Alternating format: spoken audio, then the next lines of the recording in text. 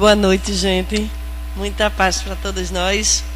Esperamos que o Natal tenha sido maravilhoso. E muita saúde e muita paz. Na noite de hoje nós vamos ouvir o nosso irmão Júlio Galamba, daqui da nossa casa, que vai falar sobre o nascimento de Jesus, certo? Antes de começar os nossos trabalhos, eu gostaria de lembrar quem estiver usando o celular, por favor, desligue ou deixe no modo silencioso. E também avisar os passistas da casa que só precisa se dirigir à sala do passe após a palestra no momento dos avisos. Bom, vamos elevar o nosso pensamento ao alto, agradecendo a Deus e a Jesus por estarmos aqui através da prece. Divino e amado Mestre Jesus, nós te louvamos e agradecemos, Senhor, por estarmos aqui mais uma vez, unidos e reunidos, encarnados e desencarnados em teu santo nome, para que possamos, Senhor Jesus, aprender a tua doutrina, a doutrina do amor, a doutrina da caridade.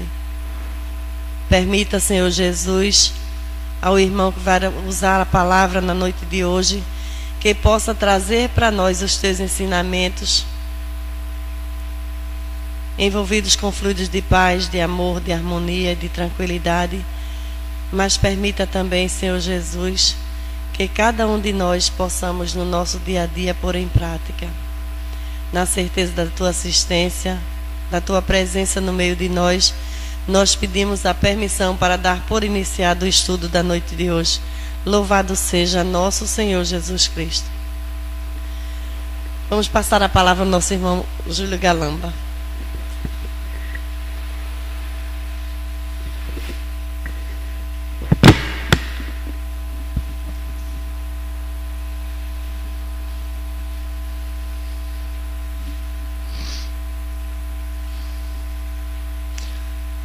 Boa noite, meus irmãos. Muita paz para todos nós. Permita a Deus que, enquanto nós estivermos com o pensamento elevado ao alto, que nós possamos sentir a presença do nosso Mestre amado Jesus junto a nós. Pois foi Ele mesmo que asseverou que quando 2 ou mais pessoas estivessem reunidas em seu nome, lá Ele estaria. E com certeza Ele passou bem os missionários que vieram trazer informações para contribuir com esse progresso de ligação com Deus. E o primeiro missionário que veio nos trazer esse código de conduta foi Moisés. Agora todos os povos tinham acesso ao conhecimento da autoiluminação para buscar essa ligação com Deus. Mas Moisés sabia que a dificuldade do povo, ainda muito embrutecido, para seguir fielmente esses códigos, era muito difícil. Então ele associou, para facilitar essa compreensão, a ideia de que Deus criou o homem sua imagem e semelhança. Então aí nós já começamos a vislumbrar, uma potencialidade divina dentro de nós, e começamos a criar essa ideia de que nós trazemos realmente esse DNA de Deus dentro de nós. Alguns, devido à inferioridade dos outros, se achavam semideuses, capazes da vida e da morte. Mas Deus não entrega a obra pronta. Tudo nós recebemos em forma de sementes. E com o uso do livre-arbítrio, nós vamos acelerando esse processo de desenvolvimento dessas virtudes divinas que todos nós trazemos dentro de nós. E Deus está sempre atraindo para o homem, através das revelações, cada um na sua época, missionários. Ai de nós se não fossem as revelações. As revelações são o futuro visitando o presente. E um desses missionários que veio já acelerando esse processo 1700 anos depois de Moisés, ele manda o governador do planeta, o próprio Jesus, o nosso Jesus Cristo. Mas o Jesus que nós entendemos, mesmo nós espíritas, ainda está muito distante do Jesus que Deus enviou. Nós ainda confundimos, por Jesus ter diminuído a sua luminosidade e ter se igualado aos homens, como se ele tivesse sido um homem normal. Inclusive alguns fazendo colocações devido à simplicidade de Jesus, por estar sempre junto dos simples, de que ele era um homem comum, ao ponto de aqueles que esperavam a vinda do Messias até hoje não acreditar que ele tenha vindo. Então Jesus não nasceu para algumas pessoas que se dizem crentes em Deus, crente nas profecias. Então nós vamos ver ao longo da nossa fala se Jesus já nasceu para nós espíritas, ou se nós ainda estamos vislumbrando aquele Jesus que nesta encarnação ou encarnações anteriores, quando nós fazíamos parte de outros segmentos religiosos, associar a nossa fé à sua grandiosidade espiritual. O Jesus que nós primeiro aprendemos a amar é aquele que cura cegos, leprosos, aleijados, paralíticos, aquele que a mulher hemorrágica tocou em sua roupa e ficou curada, porque quem não quer ser amigo de um homem que pode lhe favorecer todos esses benefícios? Na hora que a gente tiver com uma mãe doente, vamos procurar Jesus, vamos fazer uma prece, vamos mandar vibrações para nossa mãe, né? Tiver desempregado, vamos atrás de Jesus. Então esse é o Jesus que a grande maioria da humanidade ainda acredita. Mas o Jesus trazido pela doutrina espírita, e a gente vai ver que requer um pouco mais do nosso entendimento, da nossa participação para fazer parte deste mundo que ele veio trazer para nós.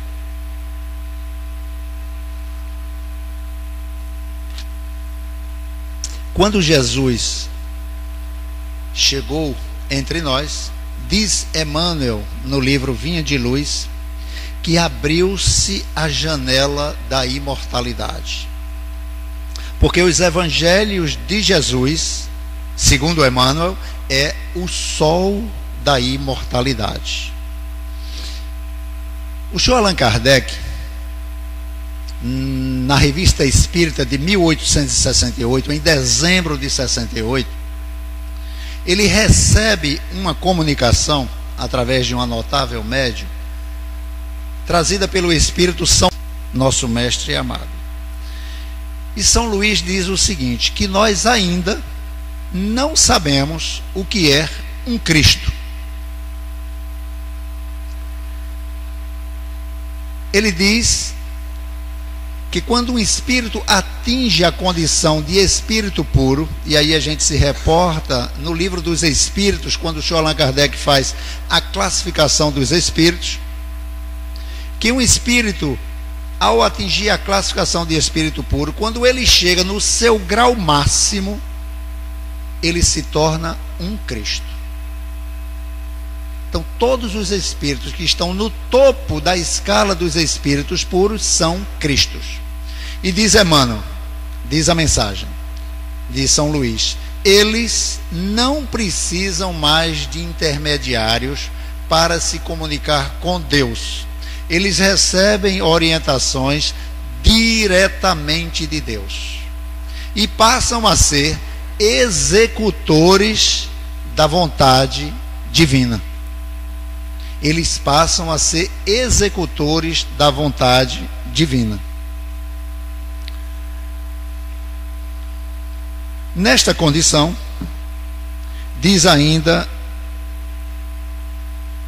Emmanuel, de todos os espíritos que tiveram acesso a essa informação, um entendeu que esse Cristo que tinha encarnado entre nós era o governador do planeta.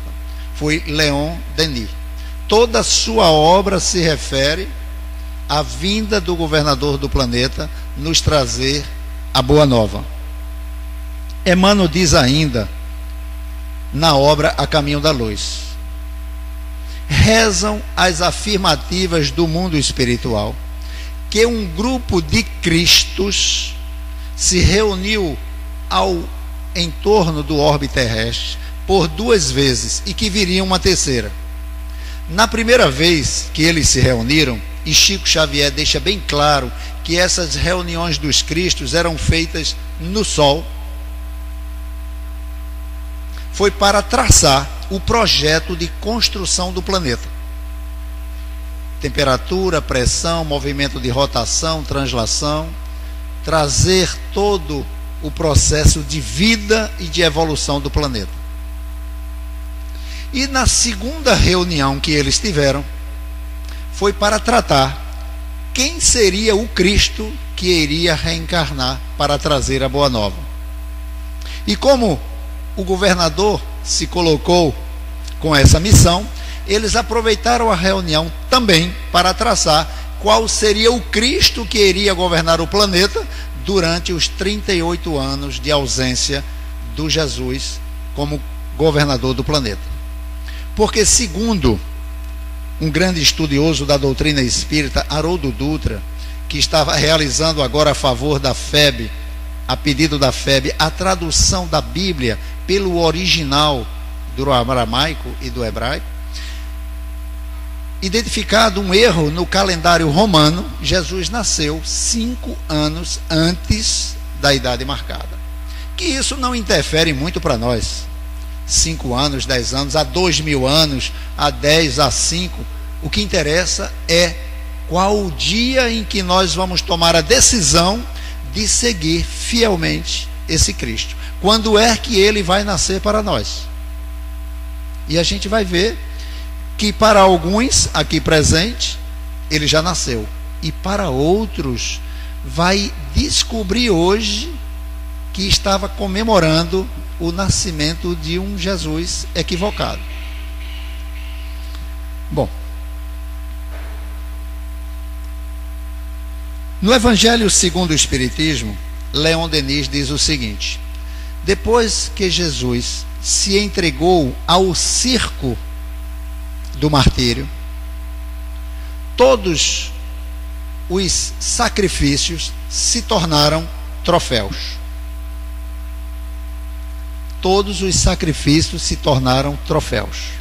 Porque para os cristãos começaram a entender que toda essa passagem que nós chamamos sofrimento é, na verdade, libertação. Porque se um espírito da grandiosidade de Jesus passou sem ter nenhuma dívida, nada a ser retificado, por todas as perseguições que passou, porque nós, espíritos imperfeitos, pecadores, que falimos nas últimas encarnações e temos uma tendência muito grande a falir de novo, não iríamos passar por tribulações. Então isso vem trazer para nós uma fé de que tudo isso vai passar, é preciso dar tempo ao tempo. Nós vamos entender que o que Jesus nos convida é a exemplificarmos exatamente todas as suas passagens.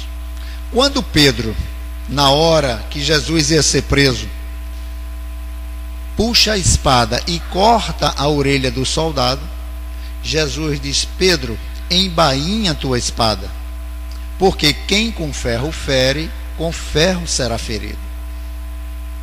Se eu quisesse, eu pediria a meu Pai e ele me enviaria uma legião de anjos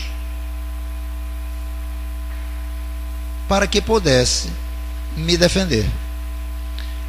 Nós não temos mais Nós espíritas não temos mais aquele Deus velhinho de barba branca, sentado numa poltrona.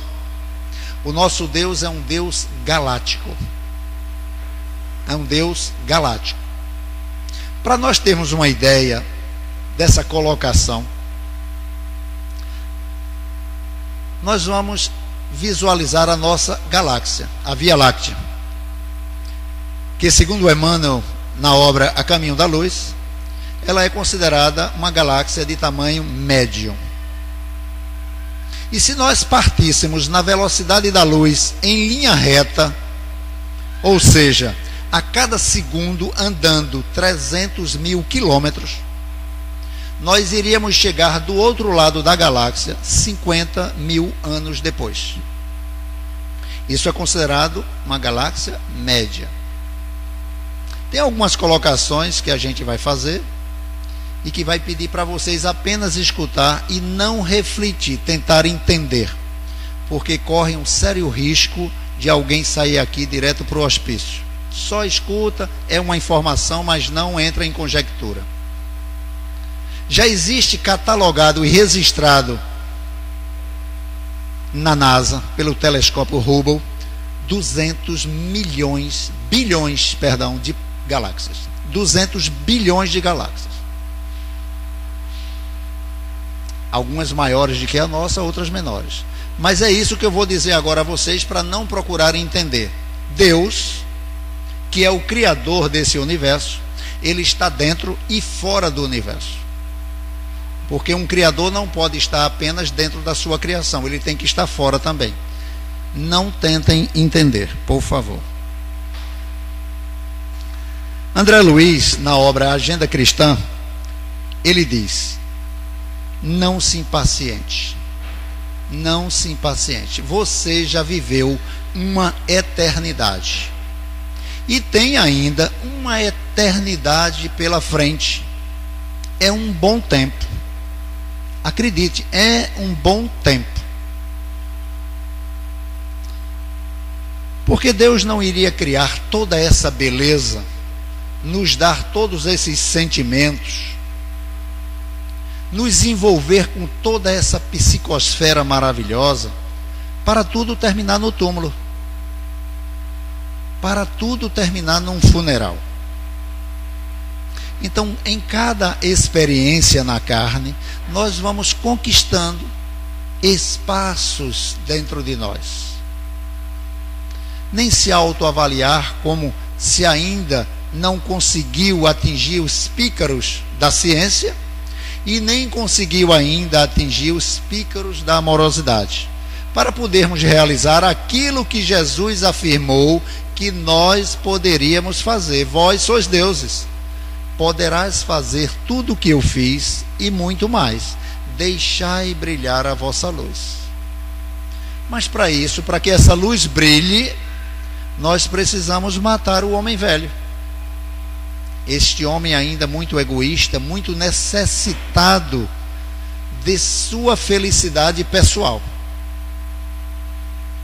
Porque dentro dos evangelhos de Jesus, nos diz Emmanuel, existe muito mais coisas do que nós possamos imaginar.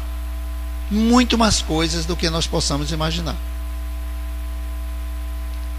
Na obra O Pequeno Príncipe, Saint-Exupéry, ele diz: o essencial é invisível aos olhos. É invisível aos olhos. Então alguém pergunta: para onde você está olhando? O que você está vendo? E aí você diz: eu estou vendo um velhinho curvado, ele mora em Pedro Leopoldo, trabalha numa mercearia. E aí você pergunta: você está olhando para onde? Você não está vendo Chico Xavier, você está vendo a roupa de Chico Xavier. Ele é muito maior do que tudo isso que nós possamos imaginar. Como alguém pode perguntar também: o que você está vendo? Eu estou vendo um Galileu, filho de um carpinteiro, de uma dona de casa chamada Maria. Para onde você está olhando? Você não está vendo um Cristo. Nós precisamos desenvolver a capacidade de enxergar um Cristo.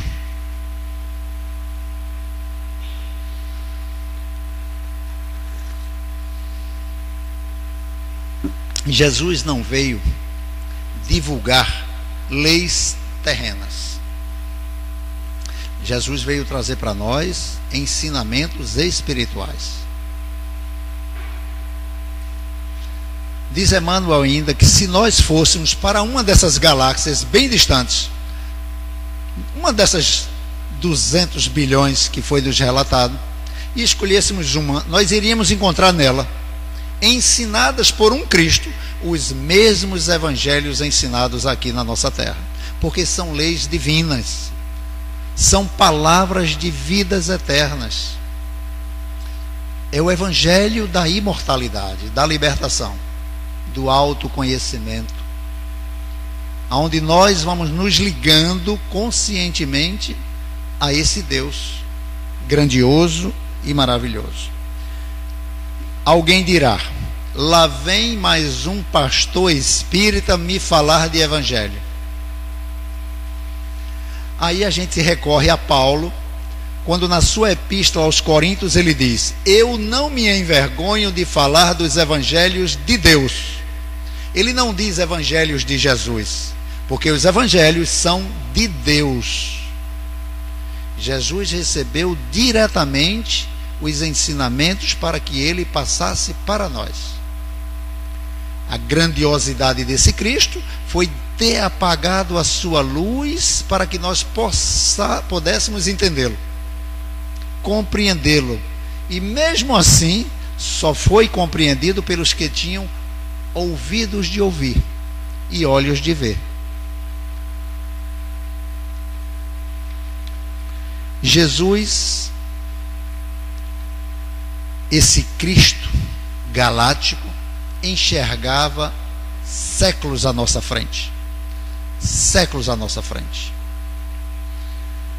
Quando ele se encontrou com Públio Lentulus, quem não leu, leia esta magnífica obra, há 2000 anos. E depois entra em 50 anos depois. Mas esta obra, assim como Paulo e Estevão, deve ser lida todo janeiro, para você passar o ano todo abastecido de fé cristã. Como a gente não sabe o dia que vai desencarnar, leiam hoje à noite. Então, Jesus, quando se encontrou com Públio Lento, ele disse: senador, bom seria que tivesses me procurado à luz do dia, para adquirires de uma vez por todas a humildade e a fé. Enquanto todo mundo olhava e dizia: lá vem um senador romano, Jesus olhava e dizia: lá vem Emmanuel. Lá vem Emmanuel. E é assim que Jesus olha para cada um de nós. Lá vem um espírito puro, porque este é o nosso futuro. Todos nós seremos espíritos puros. E um dia, um desses Cristos. Porque ao atingir a escala de espírito puro, ainda existe uma infinidade de degraus para se tornar um dos Cristos, para receber a ordem diretamente de Deus. E interessante que quanto mais evoluído o espírito, mais ele se anula. Nada eu posso sem a permissão de meu Pai, sem a vontade de meu Pai. Nunca abriu a boca para dizer: eu curei. A tua fé te curou. A tua fé te curou. O teu entendimento do que são as coisas que estão te fazendo mal, que estão te afastando dessas leis justas e amorosas de Deus e tomando o caminho da retidão.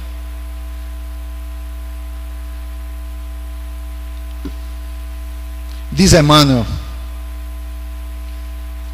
soa para teu espírito, Jesus diz para Públio Lentulus, soa para teu espírito a hora mais grave. Encontra neste momento um ponto de renovação, está em teu querer? Esta é a pergunta que Jesus está fazendo agora a cada um de nós. Está em teu querer seguir-me agora ou daqui a milênios? A gente chama a atenção para essa colocação de Jesus está falando para nós agora, porque nós temos a tendência de ler uma obra magnífica dessa e dizer é lindo e pronto. Não é lindo não, é uma carta de orientação. Deus ajuda os homens através dos homens. Chico não recebeu essa obra magnífica para a gente chorar não, para a gente achar bonito não. Foi para que a gente veja que um senador orgulhoso, preconceituoso, prepotente, arrogante, ao se encontrar com Jesus e deixar que ele tocasse em seu coração, é possível se renovar. É possível se renovar.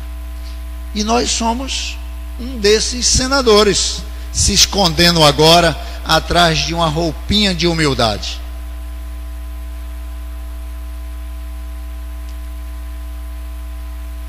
Jesus era visto sempre cercado pelas prostitutas. Quem não entende ainda o que é prostituta, são as garotas de programa da época. E pelos cobradores de propina. Sempre. E Pedro, na sua alegria de ter conhecido Jesus, reúne todos os seus amigos e familiares. Aqueles homens de uma fé muito presa à palavra, alguns fanáticos, e diz: eu vou lhes apresentar o meu mestre, com ele eu estou aprendendo tudo. Quando eles chegam, que encontram Jesus cercado de prostitutas e cobradores de propina, eles dizem: este é seu mestre? Os nossos mestres estão agora enclausurados estudando a Torá, se vestem de branco e não se misturam com pecadores. Jesus escuta aquilo, emanando amor para todos, olha ao redor e identifica 3 grupos. Claro que existiam mais grupos, mas ele chamou a atenção para 3 grupos. O primeiro grupo era o grupo dos pastores de ovelhas. Homens rudes, cheirando a ovelha, envolvidos com o cuidado com aquelas ovelhas. O segundo grupo ele identificou as mulheres, aquelas que se sacrificavam para manter o equilíbrio dentro do lar, onde as prostitutas também estavam inseridas nesse processo. E no terceiro grupo ele identifica o grupo dos homens, dos anciões, homens que eram pais de família, que se esforçavam para manter a família. Identificado os 3 grupos, ele conta 3 parábolas. Se dirige para o primeiro grupo e diz: um pastor tinha 100 ovelhas. Era um rebanho muito grande, porque pastores naquela época tinham de 5 a 8 ovelhas. E esse pastor, que tinha 100 ovelhas, uma se desgarrou. Se ele é um pastor de verdade, ele recolhe as 99 em um lugar seguro e vai em busca da ovelha desgarrada. Nesta hora em que Jesus deixa claro esse esforço do pastor, eles entenderam, os pastores entenderam que eles estavam falando das prostitutas e dos cobradores de propina, porque eram pessoas que tinham se desviado do caminho da retidão, envolvidos pelo materialismo, pela ganância, pelo egoísmo.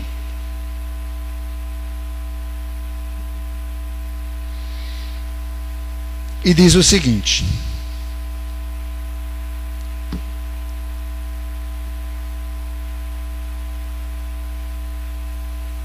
eram pessoas que se afastaram do bem da terra para poderem entender aquele jeito que Jesus falava dos pastores de ovelha. Ele mesmo, os pastores tinham ouvido de Jesus a frase que ele disse: nenhuma de minhas ovelhas que o meu Pai me confiou se perderá. Isso significa o que para nós, que ainda sabemos que vamos ainda, como espíritos imperfeitos, cometer equívocos? Nós podemos descer ao fundo, mais fundo do poço. Gravemos isso em nossa consciência. E quando chegarmos no fundo, mais fundo do poço, sabe o que é que vai acontecer conosco? Jesus vai estar ao nosso lado. Sempre. Não podemos perder esta fé. Sempre Ele estará ao nosso lado.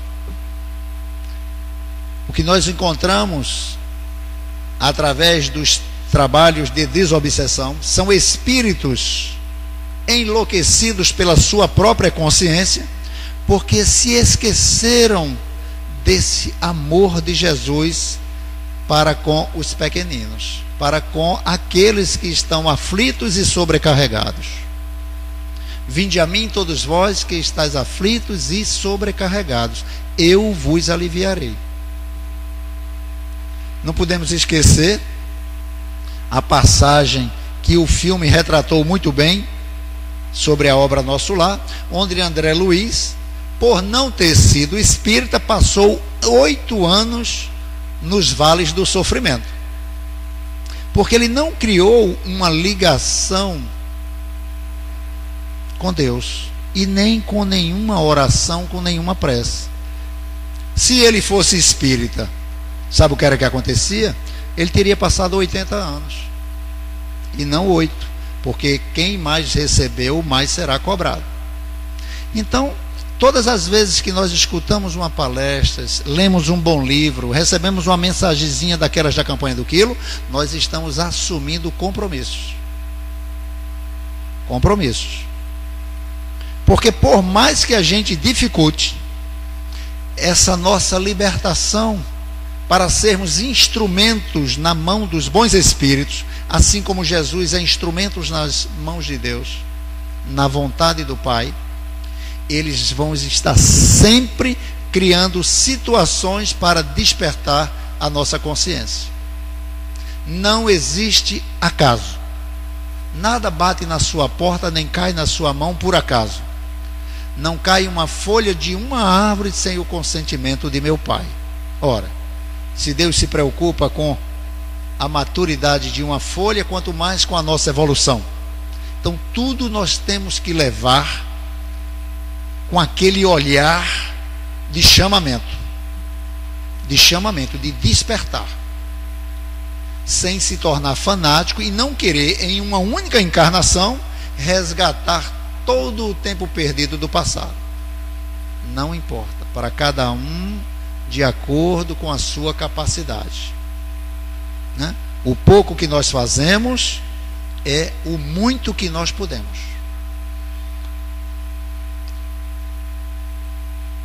Humberto de Campos, na obra Antologia do Natal, diz o seguinte: nos segundos para a crucificação de Jesus, e aí nós vamos agora entrar nesse Jesus nos convidando, aquela colocação magnífica do apóstolo Paulo: se eu tiver o dom da profecia, e todos os outros itens que vocês conhecem, se eu não tiver amor, nada serei. Então nós vamos entrar agora nesse mundo com essa colocação de Humberto de Campos. Segundos antes da crucificação de Jesus, desceu uma legião de espíritos puros, alguns embalsamando as chagas do Mestre, outros cantando hosanas, outros anotando o nome dos envolvidos para futuros resgates, alguns preparando o caminho para a volta do governador para seu palácio. Eis que de repente, diz Humberto de Campos, desce um espírito puro, solitário, coloca a cabeça no peito de Jesus. Jesus balbucia alguma coisa, ele se aproxima um pouco mais e de repente ele parte. Diz Humberto de Campos, era o espírito da caridade que Jesus pediu para ir socorrer Judas, que acabara de se suicidar. Ser cristão é esse caminho. A oportunidade de servir. Falamos há pouco atrás que o sacrifício se tornou um troféu. Mas para isso eu preciso matar o meu egoísmo. Enquanto eu penso na dor do outro, as minhas dores desaparecem. Vem o apóstolo Paulo mais uma vez e diz: fora da caridade não há salvação.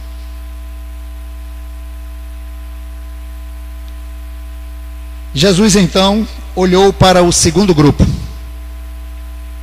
o das mulheres, e diz: uma mulher perdeu uma dracma. Uma dracma era uma moedinha de 1 centavo. Ela passou a noite inteira varrendo a casa em busca dessa dracma. O que é que faz com que uma mulher passe uma noite inteira varrendo uma casa em busca de uma moedinha de 1 centavo? O que ela fazia com essa dracma? Ela fazia colares. Colares. Parece uma bobagem, mas se atreva aqui algum homem a dar à sua mulher um colar faltando uma peça. Procure logo um advogado, porque é motivo de separação por justa causa. Ela não vai usar. Você está ferindo a sensibilidade feminina. Jesus mergulha na intimidade das mulheres. Ele mergulha na intimidade das mulheres. E elas entenderam que o colar de Deus, formado por seus filhos, enquanto estiver faltando um, não estará completo. Ele precisa procurar. Assim como o pastor foi procurar a ovelha desgarrada, o colar de Deus precisa estar completo. E nós somos uma dessas peças que está faltando. Em respeito ao nosso livre-arbítrio, mas ele está sempre indo e se aproximando, está chegando, ele está conseguindo. Jesus quis dizer que é assim que funciona o coração das mães. Na hora do almoço, ela pergunta: já chegou todo mundo? Fulano que disse que ia se atrasar, já chegou todo mundo. Então pode servir o almoço. Primeiro tem que estar todos reunidos para poder a festa estar concluída. Jesus então se vira para o terceiro grupo, o grupo dos homens, fervorosos, fanáticos, mas eram pais de família. E diz: um homem tinha 2 filhos. Um pediu a sua parte da herança e foi usar como bem provera. E aí a gente já conhece a parábola do filho pródigo. Ele voltou e foi recebido pelo pai com um banquete, com uma festa. Só que Emmanuel chama também de a parábola do filho egoísta, porque o filho que ficou esses anos todos com o pai não queria mais que o pai recebesse seu irmão, ele queria o pai só para ele. E não é assim que os religiosos fazem? Eles querem Deus só para eles. Os que não seguirem esse nosso Deus, que vão para o sofrimento nas regiões infernais. Porque é assim.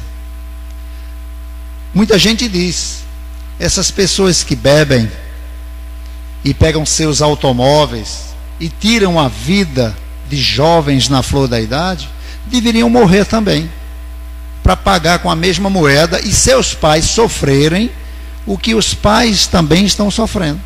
Aí o telefone dele toca: olha, seu filho bebeu, matou uma mulher. Aí ele diz: esse negócio de pena de morte não dá certo, é melhor chamar um bom advogado. Por quê? Porque agora ele estava inserido naquele Deus que condena. Então vejam que Jesus não falou a linguagem dos cristos. Ele olhou para os pastores e falou uma linguagem de pastores. Olhou para as mulheres, falou uma linguagem de mulheres. E olhou para os homens e falou uma linguagem de homens. Porque ele precisa tocar individualmente a cada um de nós, sem ferir a nossa suscetibilidade, os nossos sentimentos. Jesus falava sempre a linguagem do amor, deixando bem clara que quem ama não quer a condenação. Quem ama quer a renovação. Quem ama quer a recuperação. Como diz Humberto de Campos na obra Antologia do Natal. Essa obra de Humberto de Campos, da Antologia do Natal, é fantástica. Ele traz passagens de Jesus narradas de uma maneira poética. Dizer o seguinte: Simão Pedro, quando estava sendo levado para a crucificação, porque Pedro, ao ser condenado à crucificação, ele não aceitou ser crucificado igual a Jesus. Ele solicitou que fosse crucificado de cabeça para baixo. E nessa hora do envolvimento, o clima era de muita paz. A atmosfera estava vibrante de muito amor. Aquele ancião de 80 e poucos anos ia ser crucificado. Mas era um homem muito respeitado por todos. Todos estavam ali com muito carinho por Pedro, exceto um soldado, o soldado Aniceto. Porque Pedro, ao começar a se lembrar da caminhada dele com Jesus, das pregações, dos evangelhos que nós encontramos na obra Jesus no Lar, todas realizadas na casa de Simão Pedro, ele estava tão absorto que nem sentiu a perfurada dos pregos nas mãos e nos pés. Mas quando o soldado vê ele na cruz, diz: esse velho não morre não, e joga uma pedra na cabeça de Pedro, que o sangue começa a jorrar. E ele é libertado do corpo, e quem recebe ele nas mãos? O próprio Jesus. E diz Humberto de Campos que ele é levado para um local que Jesus preparou para acomodar todos os mártires do cristianismo. E ele fica lá com Pedro 2 semanas, convivendo com todos aqueles grandes colaboradores da pregação da Boa Nova. E no último dia, ele chega para Pedro e diz: eu preciso voltar. E Pedro fica aperreado, porque vai se separar de mim pela segunda vez, eu não vou aguentar. Jesus diz: enquanto estiver caindo uma lágrima de um dos meus pequeninos, eu não sossegarei. Pedro diz: eu também não. E os dois descem a Roma. E quando chega, uma multidão de cristãos estavam sendo levados para o sacrifício. E eles começam a envolver aqueles cristãos, junto com outros espíritos abnegados, por vibrações amorosas, vibrações de fé, de imortalidade da alma, aquelas vibrações que levavam os cristãos a ir ser devorados pelos leões e apedrejados, cantando hosanas, porque eles estavam com o pensamento elevado, na paz. De repente, Pedro sente uma mão tocar em seu ombro. Ele se vira, era Jesus. e diz: Pedro, tem alguém querendo falar com você. Pedro procura na multidão e encontra o soldado Aniceto com os filhos no braço, colocando em cima de seu túmulo, pedindo a ele para curar o garoto, porque o soldado Aniceto tinha se tornado cristão. Pedro coloca as mãos sobre o ventre do garoto e realiza mais uma cura. Então, esse é o Jesus que a doutrina espírita está me ensinando a amar. É esse o Jesus que nos convida diariamente a orar, pedindo forças para vencermos o nosso único inimigo, que somos nós mesmos, que estamos com o nosso passado solicitando vida, solicitando alimento, porque nós recebemos todas as instruções quando estávamos na erradicidade, todos os esclarecimentos, aonde era o nosso ponto mais frágil e aonde nós iríamos encontrar dificuldades para superar as nossas limitações. Mas recebemos também a certeza de que em todos os momentos da nossa vida nós teríamos um espírito amigo, o nosso protetor, o nosso guia espiritual, pronto para soprar nas nossas narinas de barros a brasa que Jesus disse que queria acender, que é a brasa da fé, dessa fé racional, aonde nós vamos construir dentro de nós essa certeza de que não existe momento algum na nossa vida em que nós fomos entregues à própria sorte.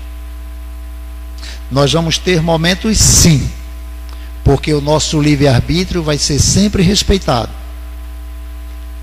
para tomarmos as decisões acertadas. Por isso a advertência de Jesus: orai, para pedir essa força, porque através da oração nós fazemos a nossa introspecção, a nossa meditação de quem é que nós somos hoje, que não somos santos ainda, e aí temos uma ideia de quem nós fomos no passado, para vigiar esses impulsos internos que nos convidam à queda. Logicamente, nós espíritas sabemos e temos plena consciência da influência também dos nossos irmãos desencarnados, que continuam ainda na mesma vibração que mantinham quando estavam na carne, apegado a seus vícios, a seus desejos, aos seus egoísmos. E nós não somos diferentes. Joana de Ângeles nos traz com muita clareza, para que a gente não tenha dúvida da importância do pensamento positivo. Mas um pensamento, ele só é positivo quando nós associamos ao esclarecimento dos espíritos superiores que vieram trazer para o senhor Allan Kardec do que é justiça. Quando é que eu sei que eu estou sendo justo com meus pensamentos? Quando eles deixam bem claro de que o que eles vão construir é bom para mim e é bom para todos que estão ao meu redor. Se ele for bom só para você, antes de executá-lo, pense um pouco mais. Porque nem tudo que a gente pensa que é felicidade é felicidade. Ela pode ser um caminho para um precipício. Porque nós ainda somos espíritos infantis, influenciáveis e nos iludimos com muita facilidade. Com muita facilidade. Somos todos espíritos carentes. Alguns porque perdeu a mãe muito cedo, porque perdeu o pai muito cedo, porque são filhos únicos, não sabem o que é ter irmãos. Outros porque foram criados, isolados num castelo de proteção para que o mal não atingisse a sua vida. Outros porque depois de atingido a maturidade, olham para trás e percebem que não conseguiram armazenar grandes coisas. Então isso vai trazendo uma carência interior e que nós precisamos eliminá-la. Quanto mais materializado o espírito, mais ele vai buscar na matéria o seu reconforto. Quanto mais espiritualizado, mais ele vai buscar em Jesus as forças para se tornar um instrumento nas mãos da grande família espiritual, levando a todos uma palavra consoladora, de fé e de esperança, para que a gente comece a enxergar em cada um de nossos irmãos com o olhar de Jesus, e ali vermos o futuro daquele amigo, o quanto ele está equivocado no momento, mas que ele não é assim.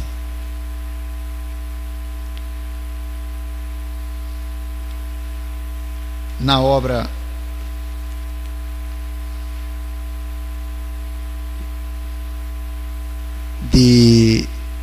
psicografada por Chico Xavier,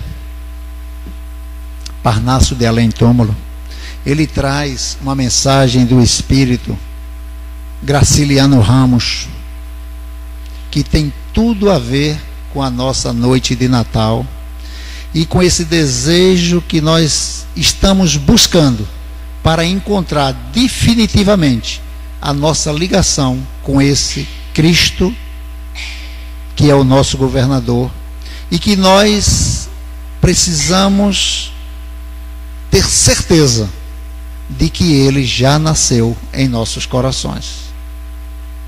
Diz Graciliano Ramos: Espiritismo é uma luz gloriosa, divina e forte, que clareia além da vida e ilumina além da morte. É uma fonte generosa de compreensão compassiva, derramando em toda parte o conforto da água viva. É o templo da caridade em que a virtude oficia, e onde a bênção da bondade é fruto de eterna alegria. É a árvore verde e farta nos caminhos da esperança, toda aberta em flor e fruto de verdade e de bonança.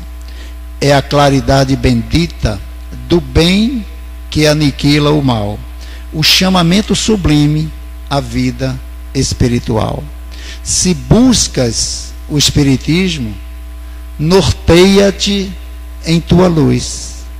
Espiritismo é a escola e o mestre amado é Jesus. Eu agradeço imensamente. Para mim é fantástico receber essas vibrações que nos dão força e que nos deixam a certeza de que nós estamos no caminho certo, que é divulgar os evangelhos de Jesus, divulgar os postulados da doutrina espírita, para juntos construirmos essa fé racional que deixa bem claro para nós o longo caminho que nós temos para percorrer sem sofrer, feliz com Jesus. Muita paz para todos.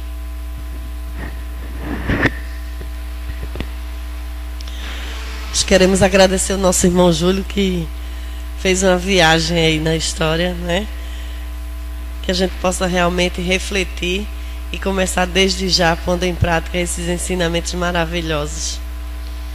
Os avisos da nossa casa. Nós temos um lar geriátrico aqui com 28 vovozinhas e está precisando não de alimentos, não de roupas, não estão precisando, graças a Deus, de nada material, mas que estão precisando que a gente chegue lá, dê atenção, converse, escute. É isso que elas estão precisando. E a visita está aberta diariamente a partir das 14 horas. Campanha do Quilo todo primeiro domingo a partir das 8 da manhã. Quem quiser fazer a campanha do Quilo será muito bem-vindo. É um trabalho maravilhoso todo primeiro domingo do mês. Todo domingo às 16 horas nós temos aqui na nossa casa a reunião da Mocidade Espírita, para que a gente possa trazer os nossos jovens, e tem também a evangelização infantil, para começarmos evangelizando as nossas crianças mais cedo. Amanhã, quarta-feira, nós teremos a reunião de tratamento espiritual. O tratamento amanhã começa, a reunião de amanhã começa às 7:45.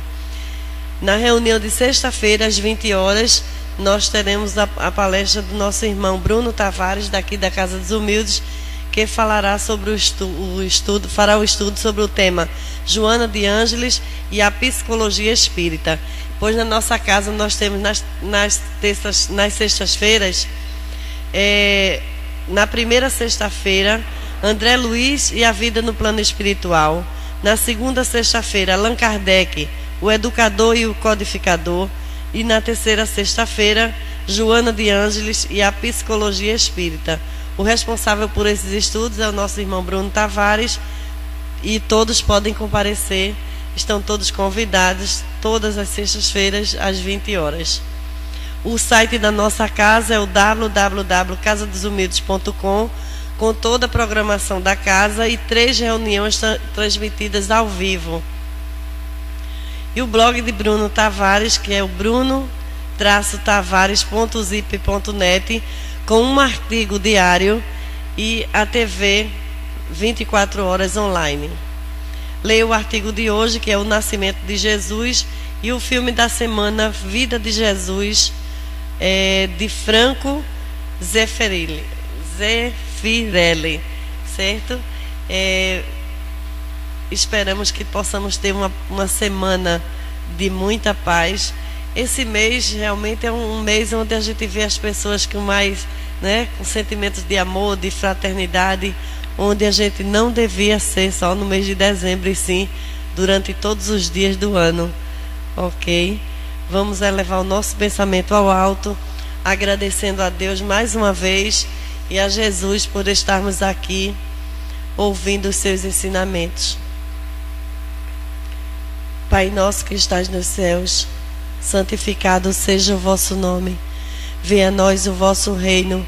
Seja feita a vossa vontade, assim na terra como nos céus. O pão nosso de cada dia nos dai hoje. Perdoa-nos, Senhor, as nossas ofensas, assim como nós perdoamos a quem nos tem ofendido. Não nos deixeis cair em tentação, mas livra-nos, ó Mestre, de todos os males. Porque teu é o reino, o poder e a glória.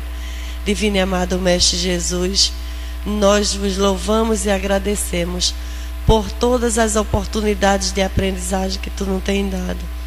Permita, Divino Mestre, que nós possamos cada vez mais elevar os teus ensinamentos, levar para nossos lares os teus fluidos de paz, de amor e de harmonia, distribuir com todos os irmãos que estiverem ao nosso redor. Permita, Senhor Jesus, a todos os irmãos que estão no leito dos hospitais, que estão nas ruas, que estão nas cadeias, que estão nos caminhos dos vícios, que eles possam sentir o teu amor, que eles possam sentir, Senhor Jesus, que só através de ti chegaremos perto do Pai. Na certeza, Divino Mestre, de que várias outras oportunidades como esta nós teremos. Nós não só pedimos para dar concluído a primeira parte dos trabalhos dessa noite, mas te pedimos também a tua assistência, a tua presença no trabalho seguinte, e nos ajuda, Senhor Jesus, a continuar sendo um trabalhador assíduo da tua serva amiga. Louvado seja nosso Senhor Jesus Cristo. Muita paz para todos nós.